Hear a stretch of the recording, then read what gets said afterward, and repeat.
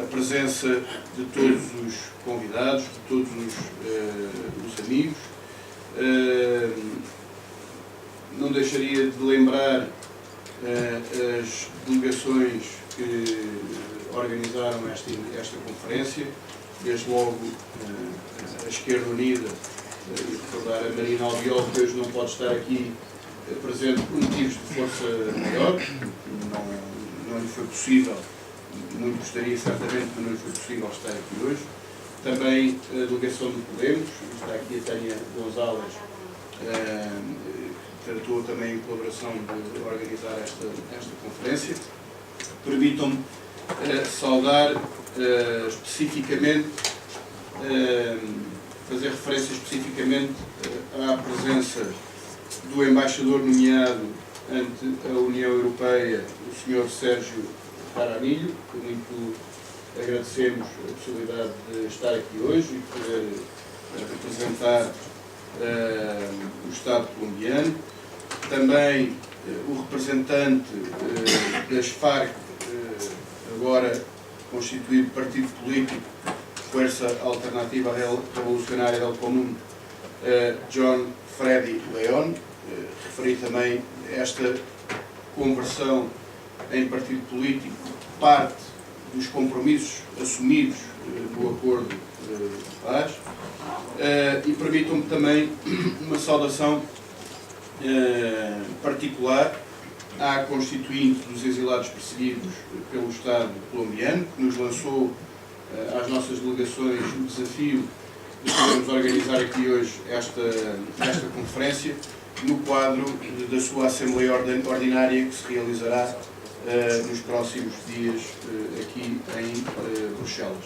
Ademais, saudar todas as organizações, todos os amigos, todos os camaradas aqui presentes e que hoje vão acompanhar esta conferência. Uma conferência que permite trazer para o Parlamento Europeu a discussão sobre as vítimas do longo conflito colombiano. Aliás, desde logo o cartaz evidencia e expressa bem o nível muito elevado de vítimas que resultaram de décadas de conflito neste país. E é uma conferência que dá uma continuidade lógica e natural a um já longo trabalho de solidariedade com o povo colombiano, com a causa da paz na Colômbia, que o nosso grupo político aqui no Parlamento Europeu e como os partidos destas três delegações têm abraçado, dando visibilidade aos anseios do povo colombiano, às dificuldades do processo que conduziu à ratificação do acordo, mas também àquilo que foram os passos para o acordo e a realidade atual. Temos acompanhado, de resto, com preocupação e temos demonstrado as insuficiências, os atrasos, as denúncias de tentativas de alteração dos acordos de paz, as denúncias da forma lenta e pouco determinada que alguns dos compromissos assumidos estão a ser concretizados. Mas, conhecendo as limitações, não deixamos de valorizar a importância histórica que o processo teve e terá, a imperativa necessidade que não seja revertido e, sobretudo, a justa insígnia de concretização de uma paz com justiça social. Ao longo desta conferência, as organizações presentes falarão da realidade das vítimas do conflito colombiano no exílio, com conhecimento de causa, mas não deixará de estar presente, estou certo, a realidade implacável das vítimas que a um ritmo acelerado tem aumentado no próprio território colombiano. Refiro-me à vaga de assassinatos, em que se sinalizam os 170 mortes de líderes sociais e ativistas políticos no ano passado, ou as mais de 40 mortes entre as fileiras das FARC. Como não deixará de estar presente também nesta conferência a preocupante escalada do paramilitarismo, responsáveis por parte substancial daquelas mortes, por espalhar o terror sobre as populações, pela ocupação ilegal de terras. Uma realidade que exige uma ação firme do governo colombiano e que seguramente o Sr. Embaixador aqui presente tratará de abordar. Sem me querer alargar, e antes de dar a palavra à Tânia Gonzalez, que tratará da moderação e do encerramento desta conferência, Permitam-me expressar em nome do Partido Comunista Português, em primeiro lugar, do GUE-NGL também, uma palavra de solidariedade com os que na Colômbia, ou fora dela, aquele conjunto de forças progressistas e democratas, lutadores pela liberdade e democracia, os comunistas e forças revolucionárias, os movimentos populares e indígenas que têm assumido firmemente e com indelével determinação a defesa do processo de paz na Colômbia. A paz, para lá de necessária, é hoje uma absoluta inevitabilidade que o povo colombiano, mais cedo que tarde, conquistará. Muito obrigado. Daría a palabra a Tânia, por seguir a votar pelos trabalhos. Muchas gracias, Joao, gracias a todos y a todas las presentes en este acto. Se dice que la paz se firma un día, pero se vive toda la vida y se construye toda la vida, ¿no? Desde esta institución siempre ha habido un apoyo unánime al proceso de paz. Siempre hemos tratado de trasladar ese apoyo como parte de la comunidad internacional, pero no basta con llegar solamente al momento en el que se aprueban los acuerdos, sino que hay que acompañar también en ese proceso de construcción de la paz, que seguramente es un proceso en ocasiones más complejo incluso, ¿no? y que se puede encontrar pues, con muchas dificultades. En ese sentido, en el último plenario de Estrasburgo, recientemente los grupos S&D, Verdes y GUE-NGL volvimos a reiterar ese apoyo incondicional al proceso de paz y bueno, en este momento en el que puede haber en las próximas elecciones en Colombia puede haber un riesgo para ese proceso, queremos reiterar ese apoyo incondicional y que la paz tiene que estar por encima de todo color político, de todas las fuerzas políticas. Queremos dar las gracias especialmente al embajador Sergio Jaramillo. Sabemos que ha hecho muchos esfuerzos para poder estar hoy aquí con nosotros, con nosotras, y bueno, pues tenemos ganas de escucharle por su papel tan especial en el proceso de paz, ¿no? Como alto comisionado para la paz, donde sabemos que ha tenido un papel muy relevante, muy importante y realmente teníamos ganas de poder escucharlo y poder tenerlo con nosotros en esta casa. Además, en el primer panel nos acompañarán también John Freddy León, asesor legal de Delegación de Paz para las FARC, Alexander Aguilar, de la Asociación Nacional de Desplazados Colombianos, y Edilberto Daza, de la Fundación para los Derechos Humanos en el centro y el oriente de Colombia. Después tenemos un segundo panel de representantes de la sociedad civil que presentaremos al finalizar este. Y bueno, pues empezaremos con el embajador Jaramillo. Simplemente comentar, bueno, pues como sabéis, este acto se centra sobre todo en la situación de las víctimas, perdón.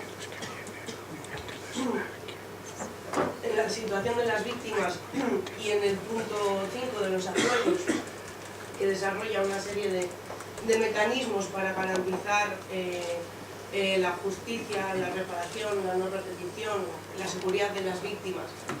Y bueno, pues decir que nos preocupa, ¿no?, esta situación en la que estamos viendo cómo se incrementan los asesinatos, cómo pues todavía no existe esa seguridad, sino más bien al contrario, estamos asistiendo a procesos en los que esas zonas que las FARC han abandonado pues están siendo ocupadas por nuevos grupos armados por ese proceso de paramilitarización, ¿no?, que podríamos decir, y que nos preocupa porque entendemos que es fundamental solucionar este problema para que realmente exista una paz en Colombia, ¿no? Sin más, os dejo con el embajador.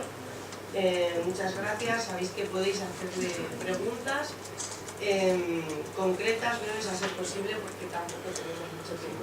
Muchas gracias. Muchas gracias por esa introducción y un saludo a todos. Me pidieron que hiciera una intervención sobre el tema de los derechos de las víctimas, a aprovechando también mi condición de excomisionado de paz y de los trabajadores, el proceso algo así como 6 o 7 años. Yo de verdad los felicito por organizar este evento, porque creo que los derechos de las víctimas son realmente la piedra angular del acuerdo y del proceso. Hay otros temas críticos, como el de la participación política, como el del desarrollo rural y la integración territorial, pero yo creo que, como muchos de mis compatriotas aquí saben, nada representa el conflicto para los colombianos tanto como el hecho terrible de la victimización. Las cifras ya las mencionó el parlamentario Pimentel López en su introducción. 8 millones de víctimas registradas tenemos hoy, 2 millones de asesinatos,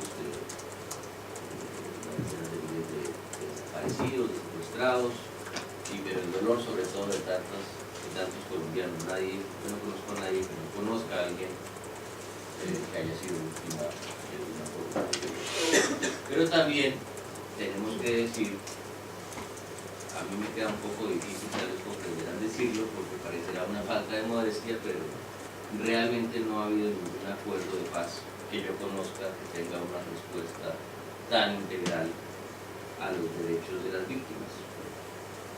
Todo esto tenía en Colombia un antecedente muy importante, porque desde hace mucho tiempo el movimiento de víctimas venía promoviendo la idea de una ley de víctimas, idea que el presidente Santos recogió y que terminó plasmada en la conocida ley de víctimas, que fue sancionada en el año 2011 en presencia del secretario general de Naciones Unidas, y que representa por parte del gobierno del Estado colombiano un esfuerzo muy grande de reconocimiento de las víctimas, de reconocimiento, como algunos de ustedes sabrán, del mismo conflicto armado interno que parecía que había desaparecido hasta ese momento de la discusión pública.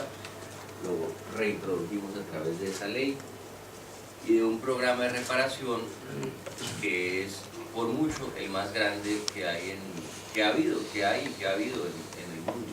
El segundo más grande, que es uno del Perú, es algo así como 10 veces más pequeño. Pero una cosa es tratar de sacar adelante un programa de reparación en medio del conflicto, y otra cosa es lo que se puede hacer en materia de respuesta a las víctimas con un acuerdo de paz y con un conflicto cerrado. Y ese es tal vez el principal mensaje que tendría yo, y es que si uno coloca los derechos de las víctimas en el centro, logra dos cosas que parece que son imposibles de reconciliar, que es hacer posible la paz y a la vez darle una respuesta mucho más amplia a los derechos de las víctimas de lo que es posible en condiciones de conflicto y en condiciones, digamos, en la justicia ordinaria. Me voy a referir a eso más adelante. Muy brevemente, porque sobre esto podríamos hablar mucho tiempo y ustedes también tienen preguntas. Yo les tengo que pedir, como dijo Tania, excusas de antemano, porque hay una delegación del Parlamento Europeo que sale para Colombia y están hoy por la mañana por última vez algunos hoy acá en Bruselas, entonces de acá tengo que salir a verlos antes de que salgan para Colombia. Pero sí quería aprovechar esta oportunidad para contarles un poco desde nuestro punto de vista cómo ha sido toda la concepción y por supuesto cómo va la implementación. Lo primero que teníamos que hacer, por supuesto, era ponernos de acuerdo que en la negociación de paz íbamos a hablar de las víctimas. Esto ocurrió durante el proceso de la fase secreta de negociaciones en La Habana en el año 2012. Yo era la cabeza de la delegación del gobierno y discutimos mucho con las FARC la necesidad de poner a las víctimas en el centro del acuerdo. Y por primera vez, después de mucha discusión, porque fue un tema muy delicado, acordamos que en la agenda, y esa fue siempre la posición del gobierno, en Colombia hoy en día es imposible hacer una negociación si no hay un punto sobre las víctimas. y después de varias semanas de discusión, las FARC accedieron, y yo tengo que hacer un reconocimiento que no solamente accedieron, sino que cuando finalmente acordamos esto, fue, pequeña anécdota, uno de los hombres de las FARC presente, Marcos Calarca, que se paró y escribió en un tablero que teníamos: las víctimas estarán en el centro de un acuerdo entre el gobierno nacional y las FARC. Es decir, habíamos logrado un consenso alrededor de la posición de las víctimas en la negociación. Cuando ya llegamos a el punto, eso ocurrió en junio de 2014, la pregunta era, bueno, ¿cómo vamos a proceder? Porque lo que estaba enunciado en la agenda acordada, en el acuerdo general, el acuerdo marco que firmamos en agosto del 2012, hicimos público, fue la base y la hoja de ruta del proceso, lo que teníamos ahí acordado era muy escueto, simplemente una referencia justamente a la verdad y a los derechos de las víctimas. ¿Cómo vamos a proceder? Lo primero que hicimos fue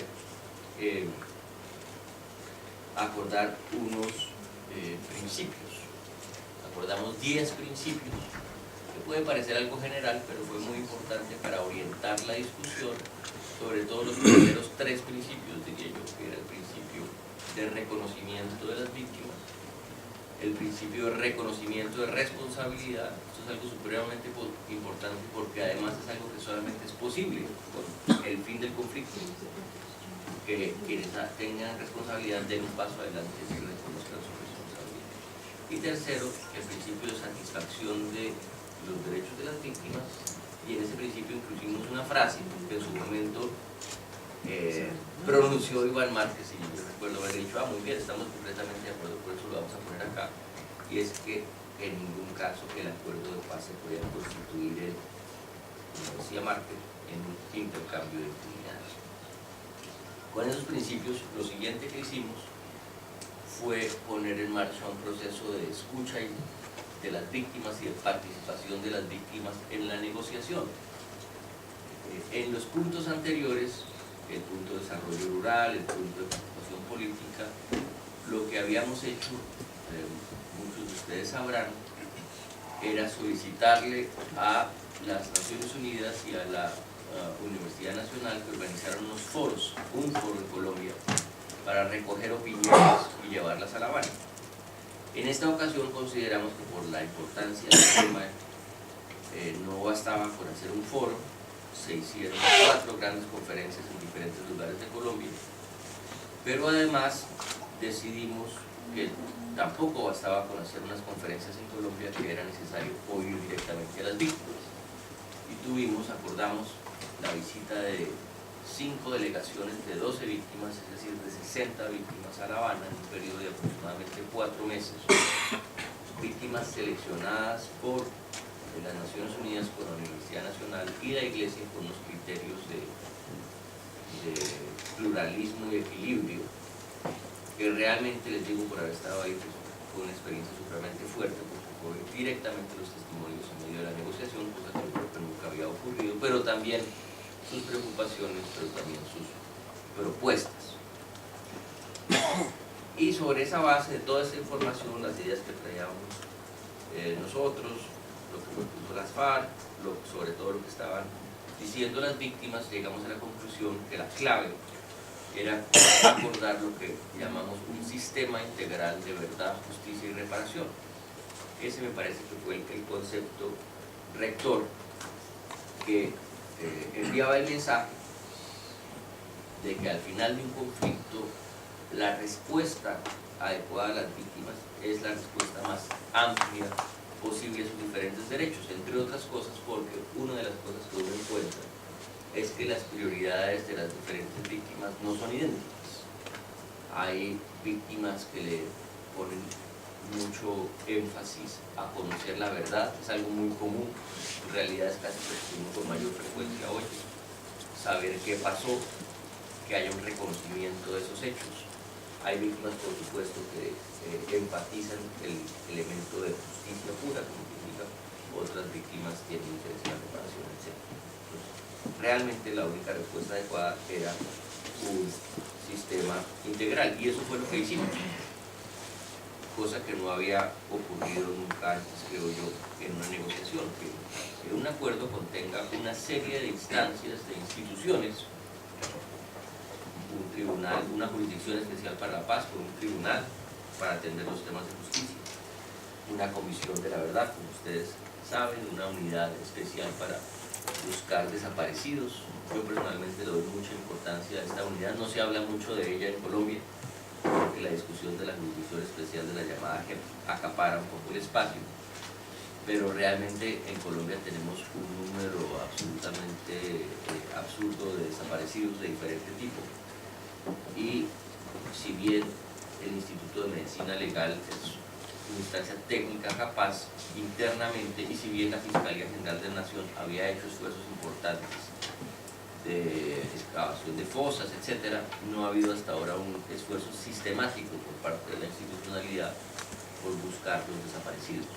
Y acá se creó una instancia dedicada exclusivamente a esa tarea. Y por supuesto también los asuntos, los temas de reparación y las acciones de reparación que se pueden dar al final de un conflicto. Y eso me lleva a un siguiente punto.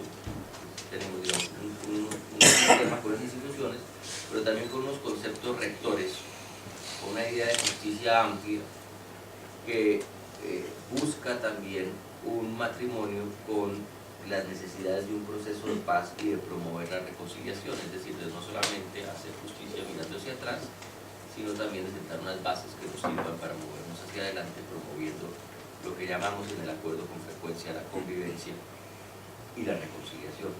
¿Haciendo qué? Pues, por ejemplo, haciendo reconocimientos de responsabilidad. Con las FARC hemos logrado organizar algunos importantes locales, en Bojayá, en Cali, alentando a todos quienes tienen responsabilidad a hacer acciones concretas de reparación en el territorio, a participar en programas que se están poniendo ahora en marcha de desminado. Finalmente, lo que busca todo este sistema es crear unos incentivos para que esta idea de una respuesta integral a las víctimas se haga realidad. Con la última sentencia de la Corte Constitucional, esa garantía, creo yo, es aún mayor, porque obliga a quien vaya a la Jurisdicción Especial para la Paz a participar en todos los componentes del sistema.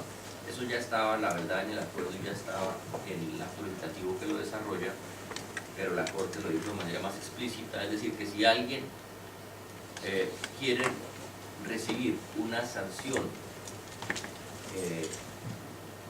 como las que se acordaron en la jurisdicción en términos de verdad, y una sanción en los comparativos por un tiempo mucho más reducido y en unas condiciones distintas a las ordinarias, pues tiene no solamente que decir toda la verdad ante ese tribunal, sino tiene también que participar en la Comisión de la Verdad, que responder a la unidad de víctimas, perdón, a la unidad de búsqueda de desaparecidos si es solicitado, que hacer acciones de reparación. Y el tribunal tiene que vigilar que todo esto se cumpla. Esta es una garantía supremamente importante para que esta idea y este concepto se haga realidad. Y esto quiero hacer énfasis en ello porque sobre esto hay una confusión. Esto es cierto para todos, esto no es simplemente una condición para los miembros de las FARC que vayan ante la jurisdicción, sino todos quienes aparezcan ante la jurisdicción deben cumplir con esas condiciones.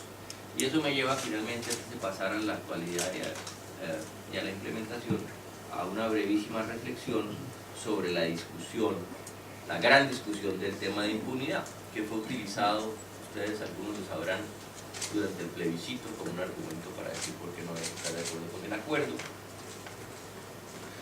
Y sobre esto lo siguiente, esto es un tema al que el gobierno le dio la mayor importancia, hablamos con todos los expertos, tuvimos una discusión fluida, permanente con la Corte Penal Internacional, que hasta ahora se ha expresado positivamente sobre el acuerdo y está un poco atenta a ver cómo va a ser la implementación. Pero yo digo dos cosas. Primero, todo depende de cuál es la medida que tenemos. Si estamos mirando las cosas en términos de la justicia ordinaria, pues por supuesto que lo que hay en el acuerdo es algo distinto, no son penas ordinarias de 30 o 60 años de prisión, pero es que eso no ocurre en ningún proceso de paz. Ningún proceso de paz es posible en esas condiciones. Pero si uno lo ve más bien como cómo lograr, poniendo a las víctimas en el centro, satisfacer al máximo los diferentes derechos en términos de justicia, en términos de verdad, en términos de reparación, si esa es su medida de no impunidad, yo creo que lo que se ha acordado es mucho más de lo que se ha acordado en cualquier proceso anterior. Y yo tengo que reconocer también que la disposición que finalmente mostraron las FARC a responder por sus actos es algo que tampoco había ocurrido anteriormente. Ninguna guerrilla había acordado con un gobierno, primero, que no podía haber una amnistía general, que había delitos tan graves que no podían ser amnistiados; segundo, que iban a ir ante un tribunal a responder por esos delitos y a contar toda la verdad; tercero, que iban a pagar unas sanciones que los impusiera ese tribunal. Realmente eso es una novedad en términos de procesos de paz, y yo creo que tanto en el concepto como en el acuerdo, como en las leyes que lo desarrollan, nunca se había logrado algo igual en un proceso de paz. Como en todo, finalmente la prueba final estará en la implementación. Pasemos entonces a la implementación. ¿En qué estamos? Dividámosla en varios componentes. Primero, esto requería todo un desarrollo normativo. Un desarrollo normativo porque se ha creado un sistema muy ambicioso, con muchos poderes y capacidades que requerían un sustento legal y en muchos puntos un sustento también, una base constitucional. Por esa razón, el gobierno, utilizando el mecanismo rápido de legislación de Fast Track, discutimos muy intensamente y pasamos el primer semestre del año pasado un acto legislativo, es decir, una reforma constitucional que crea todo este sistema y le da una base constitucional tanto a la Jurisdicción Especial para la Paz como a la Comisión de la Verdad como a la Unidad de Búsqueda. De manera que en adelante nadie, supongamos la discusión que mencionó Tania y la que haré referencia ahora en unos minutos, de qué va a ocurrir con el proceso electoral, pues pueden pasar muchas cosas, pero este sistema ya tiene una base constitucional que me parece que es francamente imposible de cambiar. Entonces se requeriría un esfuerzo titánico de pasar un acto legislativo de un año con 8 debates para echar esto atrás, cosa que me parece a mí supremamente improbable. Luego se desarrolló la ley, se aprobó la ley que desarrolla la Jurisdicción Especial para la Paz en particular, que fue el punto que tuvo mayor controversia y que ocurrió en el semestre anterior. Aquí es donde hubo más preocupaciones, sobre todo por parte de las FARC. El gobierno también tenía inquietudes frente a algunas de las cosas que estaban discutiéndose en el Congreso. Tal vez la más relevante fue la discusión en el Congreso y luego la decisión de la Corte Constitucional de, llamémoslo, de no exigir la participación de terceros en la jurisdicción, como estaba acordado y como venía en las leyes, cosa que es cierto que no es lo que estaba acordado, pero que también hay que mirarlo con serenidad, porque finalmente lo que dice la Corte y lo que quedó en la ley no es que los terceros hayan sido excluidos de la jurisdicción especial, sino que no están obligados a asistir, pero esos llamados terceros perfectamente pueden hacer el mismo cálculo que hacen, por ejemplo, los hombres de las fuerzas militares, que es decir, hombre, en este momento de nuestra historia, a mí personalmente me conviene más ir a esta jurisdicción que enfrentar un proceso en la justicia ordinaria.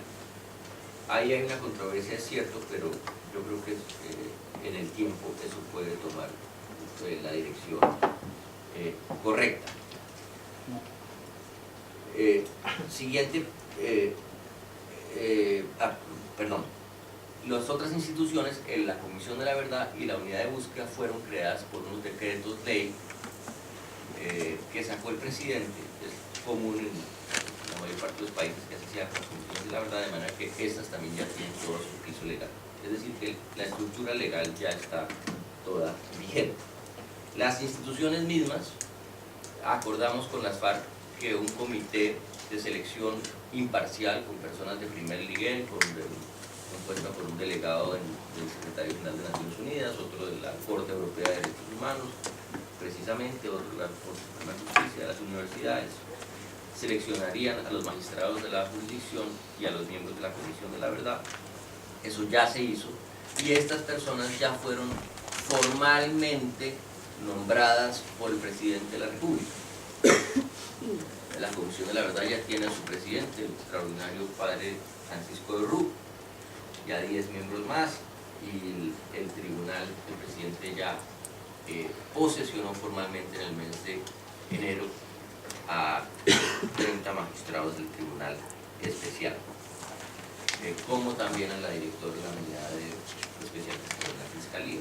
De manera que todo esto ya está en su sitio y ahora lo que tenemos es que ponerlo a andar. ¿Qué es lo que es ahora realmente crítico?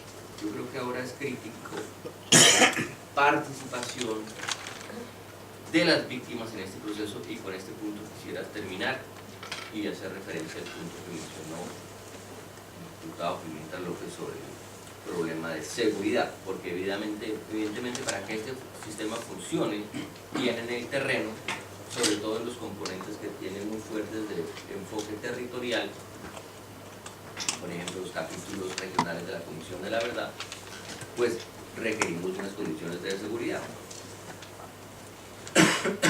Yo creo que de todo lo que estamos haciendo en implementación, el punto más difícil sin duda ha sido ese. Nadie esperaba que fuera a ser tan difícil la transición en las zonas de conflicto. Y esto hay que verlo francamente en perspectiva, porque en Colombia en general, y sobre eso hay que hacer énfasis, el homicidio sigue descendiendo. Este año hemos tenido la tasa de homicidios más baja en 42 años. De manera que la tendencia general de Colombia es una tendencia de pacificación. Pero en ciertas regiones específicas que están, llamémoslas, en una transición de posconflicto, hemos encontrado que esas condiciones de transición han llevado a que ocurran toda una serie de asesinatos. Hay una controversia sobre la cifra siempre, pero no es necesario ponernos a discutir sobre eso. Aceptamos todos la gravedad. Quiero solamente señalar la dificultad de una solución, porque evidentemente que el gobierno está supremamente preocupado. Se han hecho esfuerzos especiales, se acaba de hacer un nuevo plan para desplegar 60.000 hombres de las fuerzas públicas, las fuerzas militares y la policía a 600 veredas en estas regiones para proveer más seguridad. La Fiscalía General de la Nación está haciendo esfuerzos y le ha dado toda la prioridad a eso, y sin embargo siguen ocurriendo. Entonces uno dice, bueno, ¿qué es lo que está ocurriendo ahí realmente? ¿Por qué eso es así? Y la respuesta es que no hay una sola explicación. Hay diferentes intereses en juego en estas zonas. Esa es la explicación que incluso me daba a mí el representante de la Alta Comisionada de Derechos Humanos de Naciones Unidas. Es decir, hay una lógica territorial detrás de estos asesinatos, pero hay muchos actores y muchos intereses que están ahí en juego, unos ligados a el asunto de la economía de la droga y de la coca, otros ligados al tema de las tierras. Hemos tenido asesinatos, por ejemplo, de líderes involucrados en la restitución de tierras. Entonces evidentemente hay gente que está en contra de que esto avance,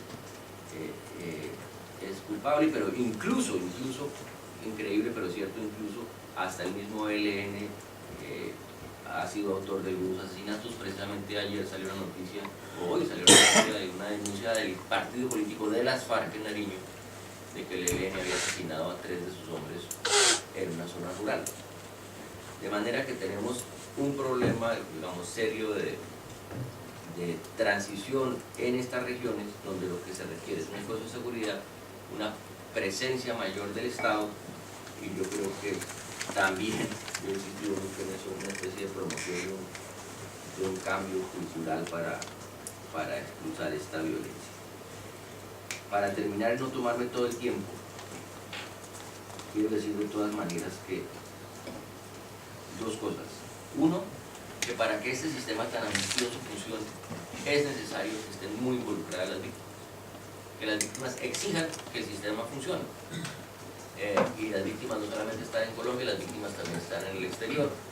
Colombia tiene un número muy alto de exiliados, incluso en el acuerdo hay unos programas especiales que acordamos con los exiliados, incluso el gobierno, la unidad de víctimas, comenzó con mucha más fuerza en los últimos años y la Cancillería ha estado apoyando eso con mucha fuerza a asegurar la reparación de los colombianos en el exterior. Pero todo este interés que ustedes están acá mostrando me parece a mí que es definitivo para que el sistema responda. Yo creo que, si me permiten usar una analogía que no es la más adecuada, yo creo que es un poco la gasolina que va a hacer que ese motor funcione, la exigencia de las víctimas hacia estas diferentes instituciones. Pero también es cierto que este escenario electoral que estamos enfrentando nos pone un signo de interrogación, porque mucho va a depender también del siguiente gobierno.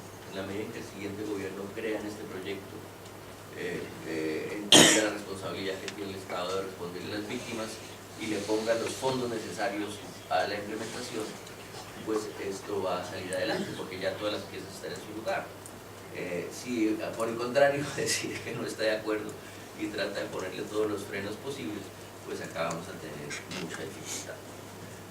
Yo les agradezco mucho su atención y yo muchas gracias. Les agradezco mucho esta invitación y cuando quieran volvemos aquí a dialogar. Muchas gracias. Le agradecemos mucho todo el tiempo que nos ha dedicado, ¿no? Y de verdad el detalle con el que ha respondido. Creo que tenía un regalo para usted, o sea que muchas gracias. Aprovechar, Sergio, buenos días y buenos días para todos. Mi nombre es John León y, pues, como le decían inicialmente, vengo en representación de la nueva Fuerza Política Alternativa Revolucionaria del Común. Lamentablemente, Sergio, que se tenga que ir porque efectivamente he tomado atenta nota de su intervención. Efectivamente, pues hay unas cosas que vienen andando, lastimosamente no en los ritmos que quisiéramos. Y bueno, pues antes de que se vaya, pues tengo que entregarle personalmente un detalle que envían los excombatientes de las FARC con un mensaje muy concreto, ¿no? Este es un café que se está trabajando, que se está cosechando en el espacio territorial de la Elvira Cauca, que usted conoce muy bien, y el mensaje muy concreto es el siguiente: este café tiene un sabor fuerte como los campesinos y las campesinas de Colombia. Esperamos que ese sabor no cambie por el sinsabor del incumplimiento a lo acordado, o peor aún, por la amargura de la frustración del futuro. Gracias.